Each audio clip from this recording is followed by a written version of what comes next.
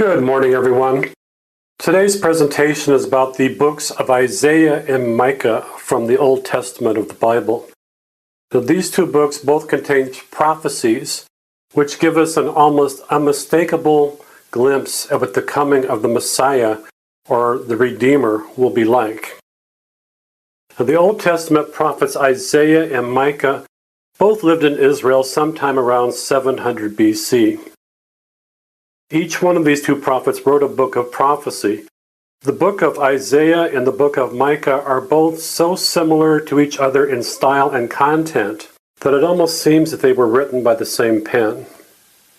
Now, these are two passages from Micah and Isaiah that illustrate how similar they are. Micah says that in the last days it shall come to pass that the mountain of the house of the Lord shall be established on the top of the mountains.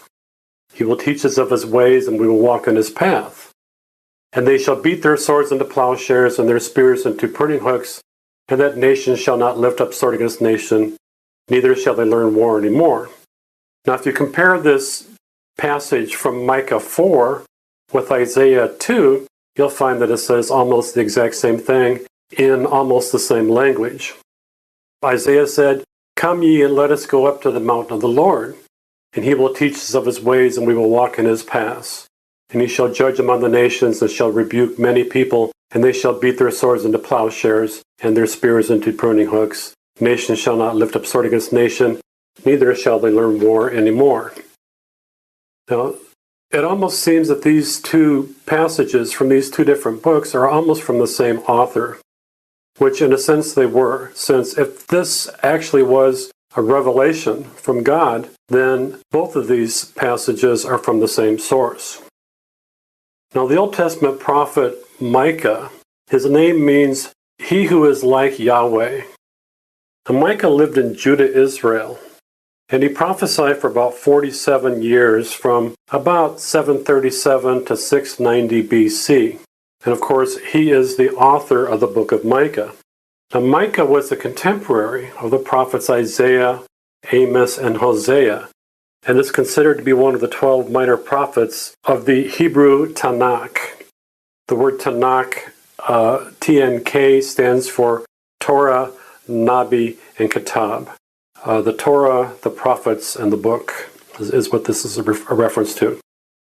Now, Micah's prophecy that the Messiah, or the King of all Israel, would be born in the town of Bethlehem is recalled in the book of Matthew, and I'll show you that in a moment. In the last chapter of his book, Micah also foretold the coming of another Messiah to Mount Carmel in Israel. Now, Isaiah, the Old Testament prophet Isaiah, prophesied for about 64 years during the reigns of 4 kings of Judah. Judah was a province of Israel. And then the names of the 4 kings were Uzziah, Jotham, Ahaz, and Hezekiah. Now, King Uzziah reigned 52 years in the middle of the 8th century BC. So Isaiah must have begun his career a few years before Uzziah's death, probably in the 740s BC. Now, Isaiah lived until the 14th year of Hezekiah, King Hezekiah, who died in 698 BC. And Isaiah may have been a contemporary for some years with King Manasseh. And according to Jewish tradition, it was King Manasseh who killed Isaiah. So Isaiah and Micah both foretold the appearance of Jesus and Baha'u'llah. And that is what this presentation will show you. Now, Jesus' first public announcement that he was the Messiah, or the Christ, or the Anointed One, was made in his own hometown. And this is the story. Quote, it says that he went to Nazareth, where he had been brought up, and on the Sabbath day he went into the synagogue, as was his custom. He stood up to read, and the scroll of the prophet Isaiah was handed to him. Unrolling it, he found the place where it is written, "The Spirit of the Lord is on me, because he has anointed me to proclaim the good news to the poor. He has sent me to proclaim freedom for the prisoners and recovery of sight for the blind, to set the oppressed free, to proclaim the year of the Lord's favor." And then it says that Jesus rolled up the scroll, gave it back to the attendant, and sat down. The eyes of everyone in the synagogue were fastened on him, and Jesus began by saying to them, "Today this scripture is fulfilled in your hearing." So Jesus had just announced to the people of his own hometown that he was the Anointed One. In the original Greek, the word anointed is Christ, and in the Hebrew language, the word anointed is Messiah. So Jesus was announcing that he was the Messiah, the Anointed One, whose coming was foretold in the book of Isaiah. Now, this passage that Jesus read was from Isaiah 61. And here is a glimpse at it. And just briefly, it says, "The Spirit of the Sovereign Lord is on me, because the Lord has anointed me to proclaim the good news, or the gospel to the poor." The word gospel translates as good news. So this can be found in Isaiah 61. Now, Micah, the Old Testament prophet Micah, in the 5th chapter of his book says, "As for you, Bethlehem Ephratah, seemingly insignificant among the clans of Judah, from you a king will emerge, who will rule over Israel on my behalf, one whose origins are in the distant past." This is from Micah 5:2 of the New English Translation. Now, in Matthew 2, it affirms that Jesus was the fulfillment of this prophecy. It says, "After Jesus was born in Bethlehem in Judea, at the time of King Herod, Magi, who may have been Zoroastrian priests, from the east came to Jerusalem and asked, 'Where is the one who has been born King of the Jews?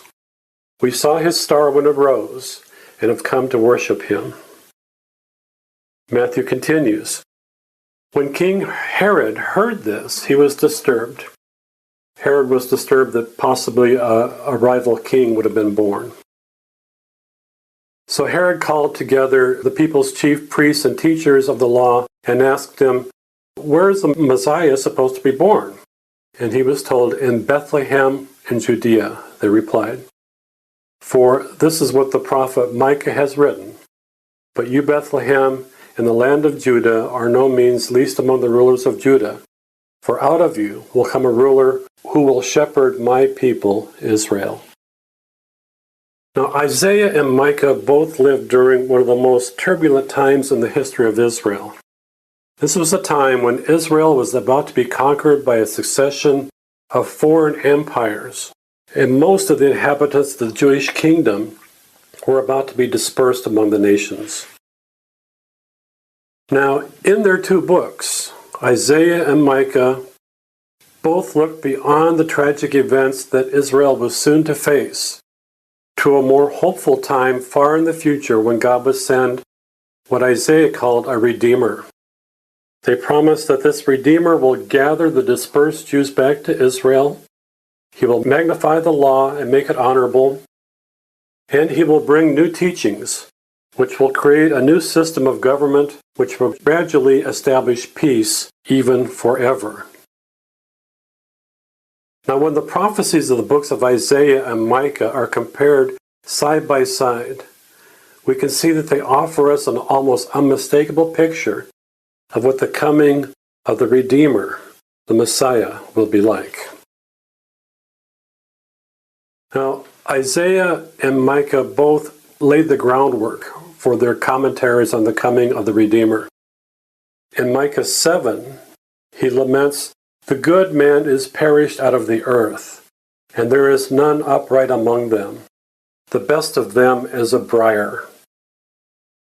Now, Isaiah 2 echoes this opinion, and he wonders, how has the faithful city become a harlot? How has Jerusalem become a harlot? Now, this is a sad commentary on the decline of the character of the people at a time when God's religion had become corrupted to the point that Isaiah refers to it as a harlot. Now, Jesus repeats these same warnings in Matthew 24. Here, Jesus warns that because of false teachers arising from within the church, even the elect of Christianity will become deceived in the last days. That's in Matthew 24. Now these passages all speak of a people who had been led astray, a people who had lost the true teachings of God. Now Isaiah reassures us that God will not allow this violation of his covenant to continue forever. Isaiah wrote, "The former things are come to pass, and new things do I declare. Sing unto the Lord a new song, he will magnify the law and make it honorable. I will do a new thing. Shall ye not know it?" That's Isaiah 42.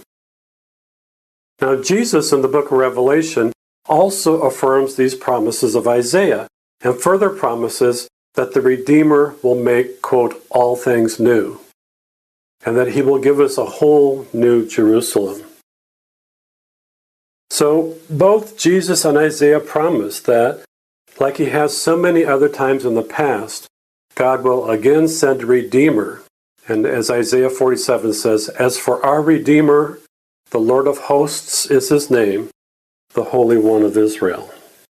And the following sections are a collection of some of the major themes found in Isaiah and Micah. It says that the Messiah will appear and he will gather the Jews back to Israel. So both Isaiah and Micah identify the general time when this Redeemer will appear. Isaiah 2 promises, "It shall come to pass in the last days that the mountain of the Lord's house shall be established, and all nations shall flow unto it," in the last days.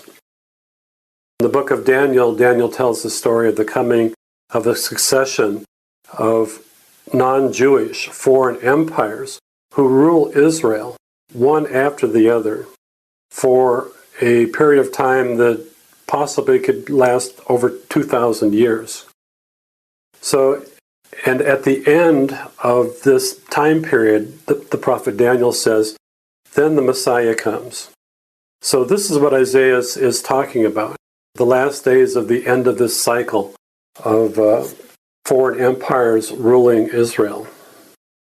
Now Isaiah's promise that in the last days the Redeemer will come is echoed in Micah 4:1, where we can read, "But in the last days it shall come to pass that the mountain of the house of the Lord shall be established on the top of the mountains, and he will teach us of his ways, and we will walk in his paths." Now these sentiments are both echoed in the book of Job, where it says, "For I know that my Redeemer liveth, and that he shall stand at the latter day upon the earth." Now Isaiah and Micah next identify the place to which the Redeemer will come. In Isaiah 35 we can read, quote, "The excellency of Carmel and Sharon, they shall see the glory of the Lord, when the ransomed of the Lord, or the Jews, shall return." This is Isaiah 35. Now Isaiah next identifies the Redeemer's family line. And Isaiah wrote, "There shall come forth a rod out of the stem of Jesse, and the Spirit of the Lord shall rest upon him, the Spirit of wisdom and understanding. With righteousness shall he judge." And this is in Isaiah 2. So to summarize, the Redeemer, or the glory of the Lord, will appear at Carmel and Sharon in the last days, and he will come from the family line of Jesse, who is the father of King David. Now Isaiah continues by next describing an event which will unmistakably identify the time of the coming of the Redeemer. Isaiah wrote, "It shall come to pass in that day that the Lord shall set his hand again the second time to recover the remnant of his people, and shall assemble the outcasts of Israel, and gather together the dispersed of Judah from the four corners of the earth." This is Isaiah 11. So Isaiah is saying that the Redeemer will appear and he will gather the Jews back to Israel. The Redeemer will begin to recover, assemble, and gather the dispersed Jews back to Israel when he appears in the last days. Now we can be certain that the time we live in right now is the last days, referred to in the prophecies, because we know that the Jews have already returned to Israel. These prophecies have already been fulfilled. and their fulfillment began in the mid-1800s with the signing of the Edict of Toleration. Now Isaiah continues by next telling us the direction from which the Messiah will come. He wrote, quote, God raised up the righteous man from the east, called him to his foot, gave the nations before him, and made him rule over kings. This is Isaiah 41.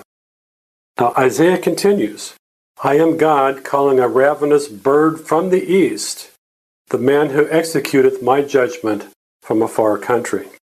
Isaiah 46. Now similar statements can be found elsewhere in the Bible. For example, in Ezekiel 43 it says, the glory of the God of Israel came from the way of the east, and the glory of the Lord came into the house by way of the gate whose prospect is towards the east. And as you know, the name Baha'u'llah means the glory of God, and the name, the forerunner, the Bab, his name translates as the gate. So Ezekiel 43 seems to be foretelling the coming of Baha'u'llah to Israel from the east. So the dispersed of Judah actually began to return to Israel from the four corners of the earth in the mid-1800s. Isaiah next promises that the Redeemer will appear with the new name. Isaiah wrote, I will give them an everlasting name that shall not be cut off. That's Isaiah 56. And another place Isaiah promises, thou shalt be called by a new name, which the mouth of the Lord shall name.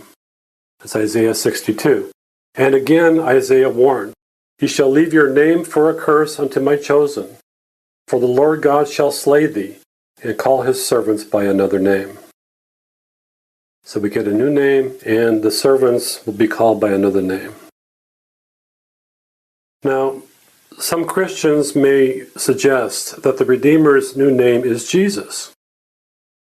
This might have been true if it weren't for the fact that Jesus did not appear in the last days, at a time when the Jews began to return to Israel, and also if for the fact that Jesus also promised that he too will have a new name when he returns. Jesus will have a new name when he returns. Jesus promised, quote, him that overcometh, I will write upon him the name of my God, and the name of the city of my God, which is New Jerusalem, which cometh down from out of heaven from my God, and I will write upon him my new name. This is in the 3rd chapter of the book of Revelation. So Jesus also repeats the same promise of a new name 2 other times in the same book, in the book of Revelation, in Revelation 2 and Revelation 19. So, to summarize what we have learned so far, when the Redeemer comes to Israel from the east, he will have a new name. His servants shall be called by another name. He will make all things new, and we will get a new Jerusalem, which will also come with a new name. Now, Isaiah began by telling us where the Messiah will come from. He wrote that the Redeemer would come to Israel from the east. Next, Isaiah tells us the place where the Messiah will come to. Isaiah wrote, the excellency of Carmel and Sharon. They shall see the glory of the Lord, when the ransom of the Lord, or the Jews, shall return. This is Isaiah 35. Now, in another place in his book, Isaiah repeats the same promise. Sharon shall be a fold of flocks, and the valley of Achor a place for the herds to lie down in, for my people that have sought me. This is in Isaiah 65. So in these 2 passages, Isaiah has described a very specific area of Israel. He says that the glory of the Lord will come to Carmel, Sharon, and Achor. Now, the city which was known in ancient times as Achor, also spelled Acre, today is called Akka. And the city of Akka is located at the foot of Mount Carmel in Israel, and both Akka and Mount Carmel are situated on the plain of Sharon. So as you can see, Isaiah was very specific about where the Messiah will appear. He said that the Redeemer will come to Akka and Mount Carmel. Now, in the book of Revelation, Jesus reveals that the great conflict which will surround the Messiah in the last days will take place at Armageddon. In the Hebrew language, the word for mountain is Har, while the word Megiddon refers to the city of Megiddo. In other words, the word Armageddon literally means the mountain of Megiddo. Now, the city of Megiddo is located just 20 minutes inland from the city of Akka, and the mountain which is located right next to Megiddo is Mount Carmel. Mount Carmel is the Armageddon, the mountain of Megiddo, and according to Jesus, this is where the Messiah is supposed to appear. Now, there is an Islamic prophecy concerning Akka. It is 1,300 years old, and it says, quote, "Ere long God will shine from the face of the glory of the most glorious with the name of Baha on the day of absolute in the plain of Akka." So according to this Islamic prophecy, the promised one will come to Akka and his name will be Baha. The promised one with the new name of Baha will come to Akka, Mount Carmel, and the plain of Sharon. Now, Isaiah warned that just like every other time God has sent his manifestation in the past, in this age, or the last days, there will again be people who will oppose the Messiah when he appears. Isaiah wrote, "Woe to the rebellious children that take counsel, but not of me." This is a rebellious people, lying children, children that will not hear the law of the Lord, which say, "Prophesy not unto us right things. Speak unto us smooth things, prophesy deceits. Get you out of the way, cause the Holy One of Israel to cease from before us." That's from Isaiah 30. So the fulfillment of this was that when Baha'u'llah began to teach, the rulers and religious leaders opposed him. They caused him, the Holy One of Israel, to cease from before them by exiling Baha'u'llah to the prison city of Akka in Israel. Now, if you recall, Akka was where Isaiah said the Redeemer would come, apparently as a prisoner. Isaiah wrote of the treatment that the Messiah would receive in this prison. Isaiah wrote, "Many were astonished at him. His visage was so marred." His appearance was so marred. This is in Isaiah 52. Now, just a few verses later, Isaiah continues, quote, "He is despised and rejected of men. He was wounded for our transgressions. He was bruised for our iniquities. He was taken from prison, or from Akka, for he was cut out of the land of the living. Thou shalt make his soul an offering for sin, and yet he shall see his seed, his children, and God will prolong his days." This is Isaiah 53. So according to these passages, the Messiah will suffer greatly in prison, so greatly that his friends and family will be astonished by his bruises, his wounds, and his marred appearance. Isaiah promises, however, that despite his sufferings, the Messiah will live to see his children, and that God shall prolong his days, or that the Redeemer will have a long life.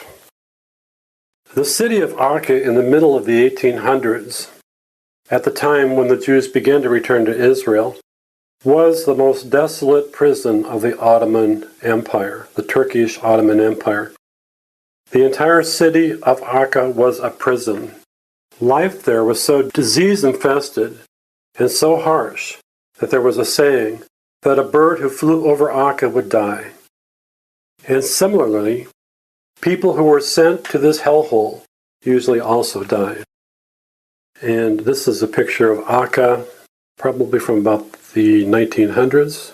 This is the prison where Baha'u'llah was confined. So at this point, I'm going to temporarily depart from this commentary on Isaiah. Now, in the last chapter of his book, Micah gives us one of the most detailed and explicit descriptions of the coming of the Promised One ever recorded.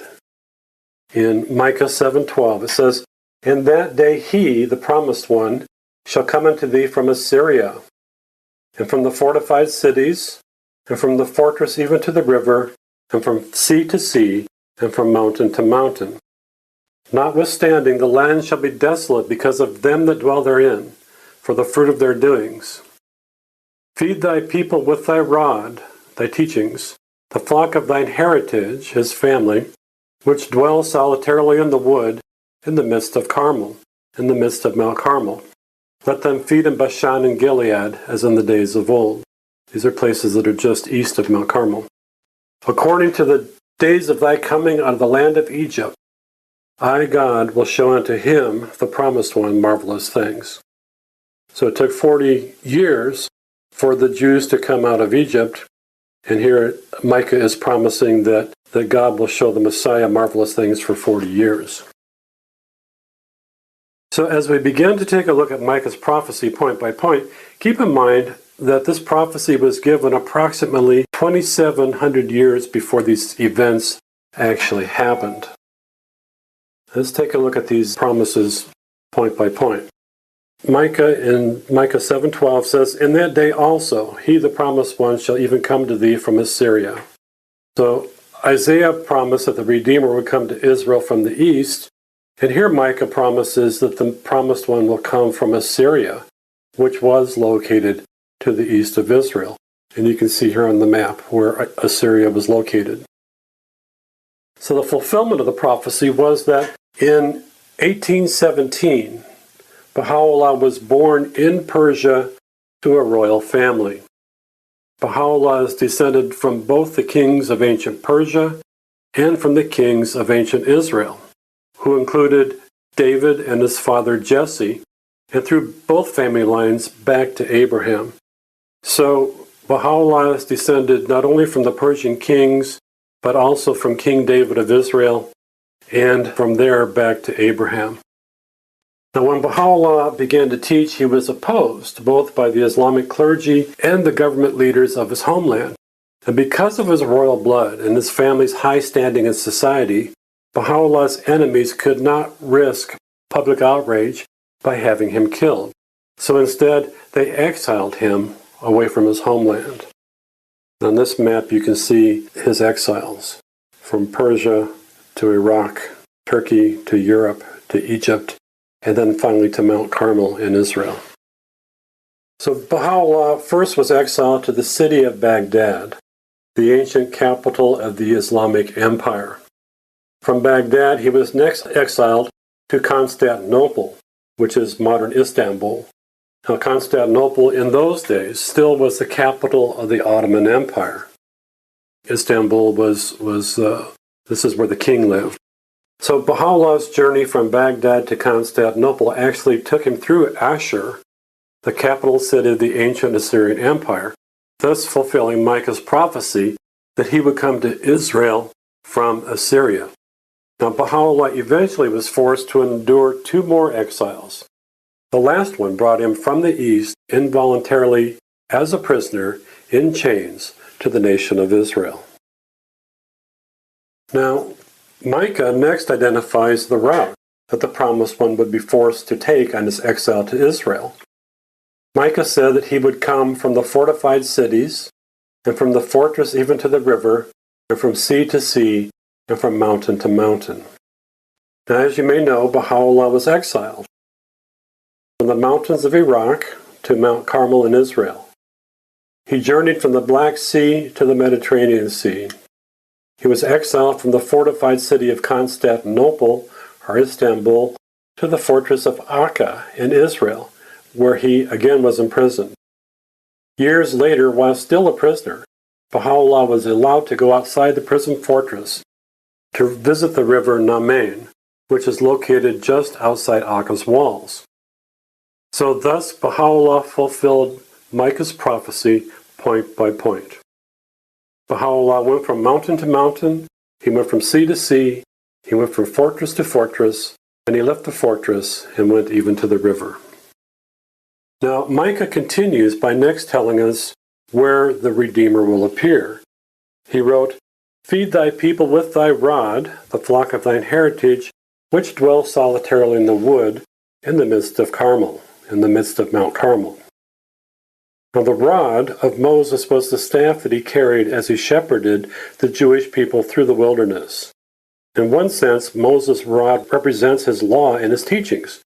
And here Micah promises that the promised one will also feed thy people with thy rod. And this is reminiscent of Isaiah, who wrote, he will magnify the law and make it honorable. So the fulfillment was that Baha'u'llah has written volumes of new teachings. The holy books have been unsealed, and as foretold by Jesus, the New Jerusalem, the new law and the new teachings, has indeed descended from heaven. Micah's next promise refers to the flock of Baha'u'llah's heritage. Now, Baha'u'llah's heritage is the prophets and kings of ancient Israel. He is descended from Abraham, Jacob, and Moses, and from Jesse, David, and Solomon. This means that he is also descended from Jesus' family line.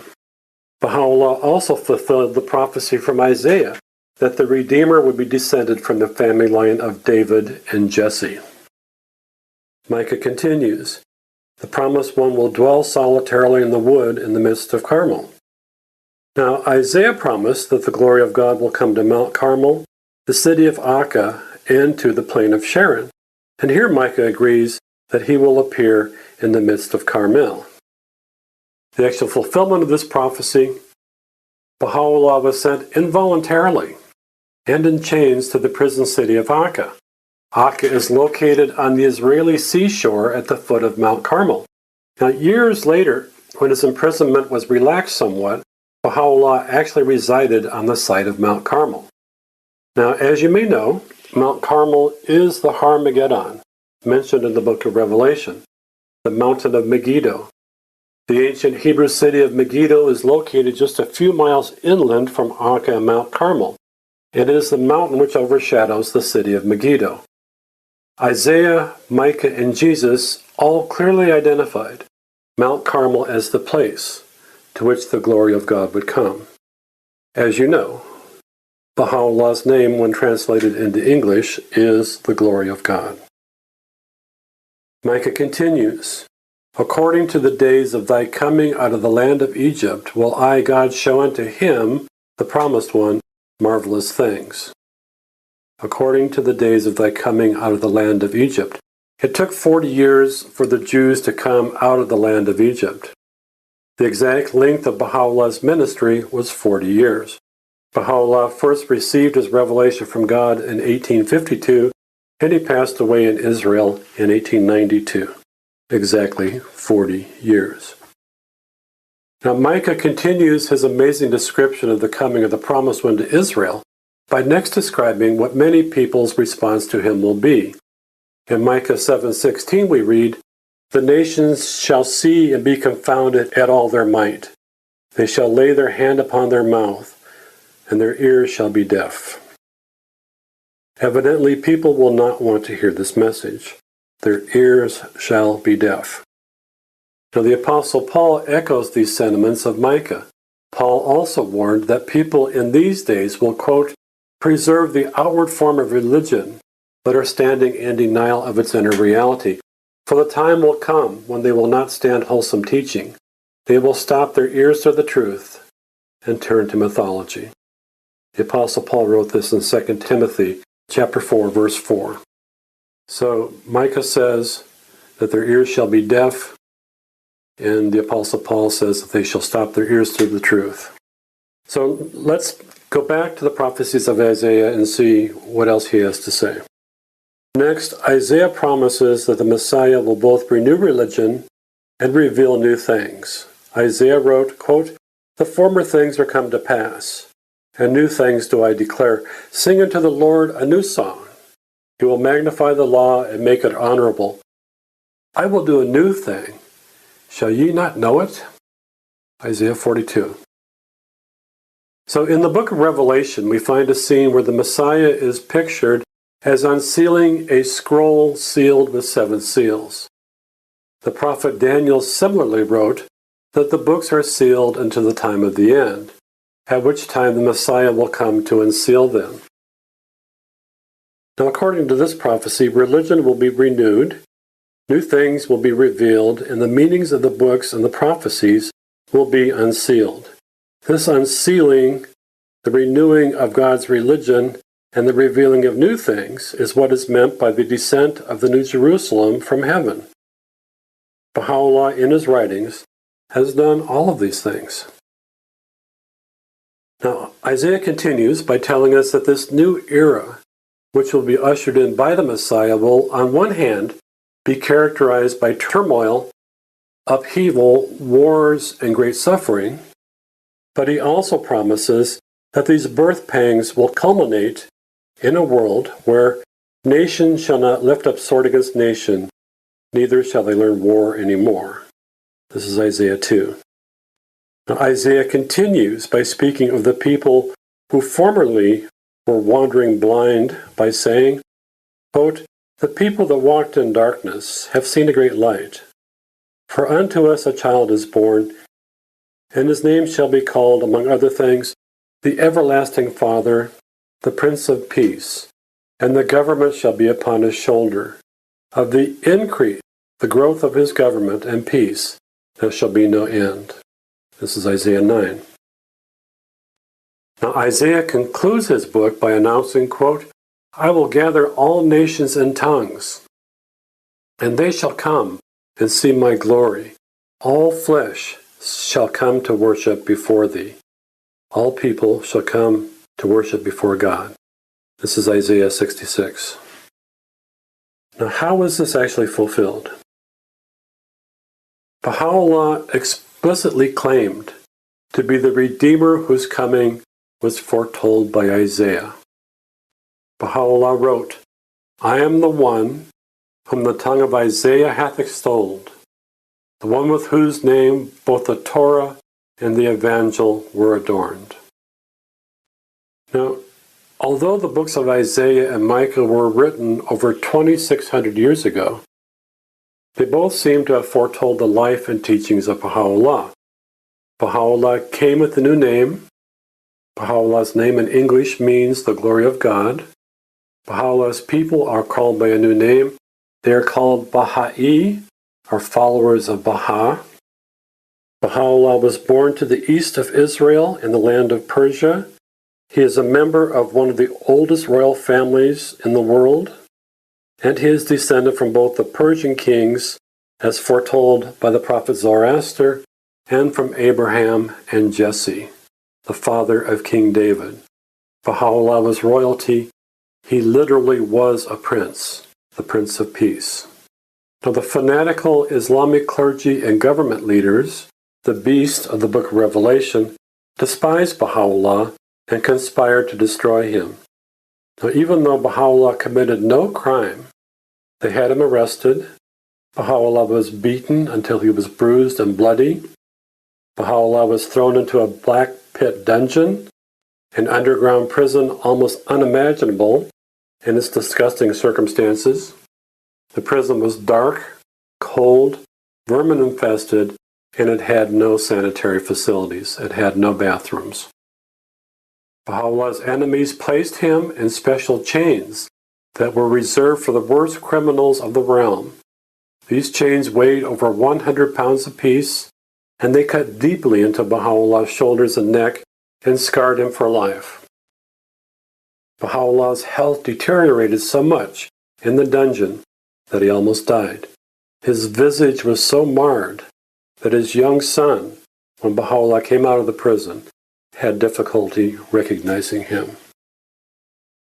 Now, the Islamic clergy at this time had also decreed that membership in this new religion was a crime punishable by death.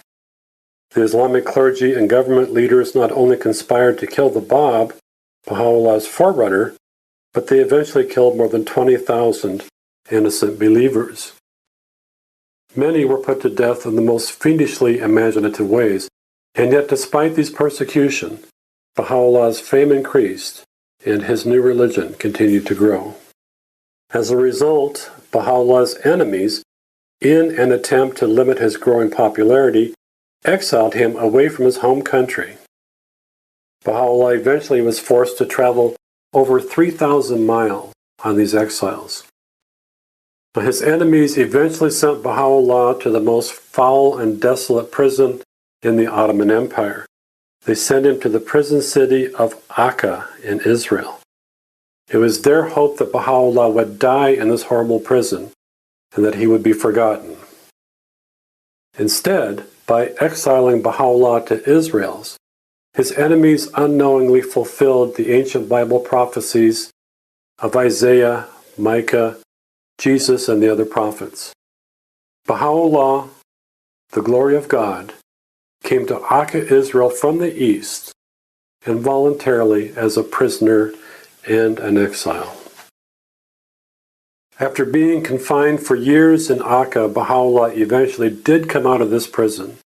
He and his children then pitched his tent on Mount Carmel, overlooking Akka to the north and the plain of Sharon to the south.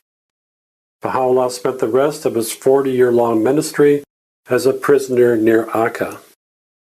As Isaiah promised, God prolonged Baha'u'llah's days, and Baha'u'llah lived to be 75 years old. Now, life was extremely harsh in the prison city of Akka. Baha'u'llah's young son and several of Baha'u'llah's companions died from the conditions of Akka. Baha'u'llah himself suffered terribly, and at times it seemed that he too would perish.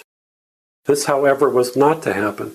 After all, if you recall, Isaiah promised that the Messiah would endure these hardships, come out of the prison, live to see his seed or his children, and live to an old age. It was as a prisoner that Baha'u'llah wrote the new teachings that magnify the law and make it honorable. He also created the new government, whose increase shall see no end, as promised by Isaiah. The supreme governing body of Baha'u'llah's government is called the Universal House of Justice. And this is a photograph of the building that the Universal House of Justice meets in on the site of Mount Carmel in Israel.